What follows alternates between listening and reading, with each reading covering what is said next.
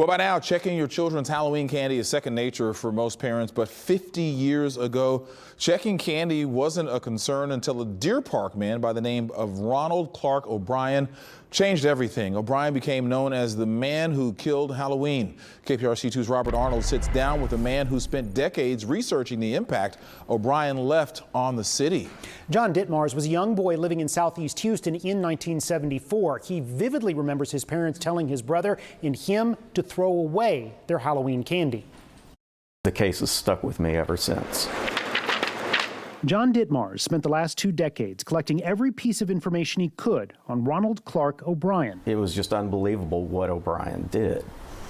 And to kill your own kid with cyanide and try to kill others too, make it look like a random job, it just has stuck with me. If you're not familiar, O'Brien was the man who gave his own 2 children poisoned Pixie Stix. He also handed out the laced candy to 3 other children.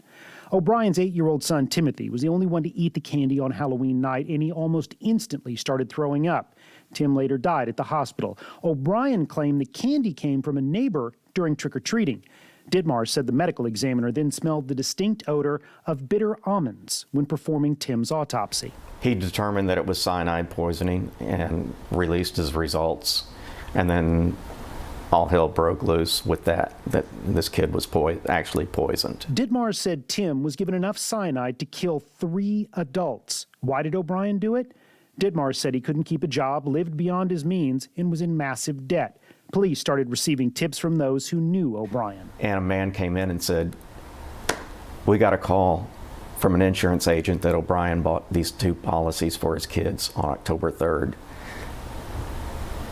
And he was trying to cash them in." Ditmars said O'Brien had also asked several people about where to buy cyanide in the months leading up to the murder. He never confessed, but O'Brien was found guilty of capital murder and executed in 1984. Leading up to the execution, the prisoners on death row petitioned the warden to have a celebration of his execution. And that's highly unusual, but it actually happened. Ditmars said 1974 was also the last year he ever went trick-or-treating. Ditmars said he is still considering whether to take all the research he's put together and turn it into a book. Live in the newsroom, Robert Arnold, KPRC 2 News. All right, Robert, thank you. The Candyman was the focus of one of the original episodes of our award-winning true crime docuseries, The Evidence Room. You can watch an encore presentation of that episode named The Man Who Killed Halloween tonight at 6:30, only on the KPRC 2 Plus live stream.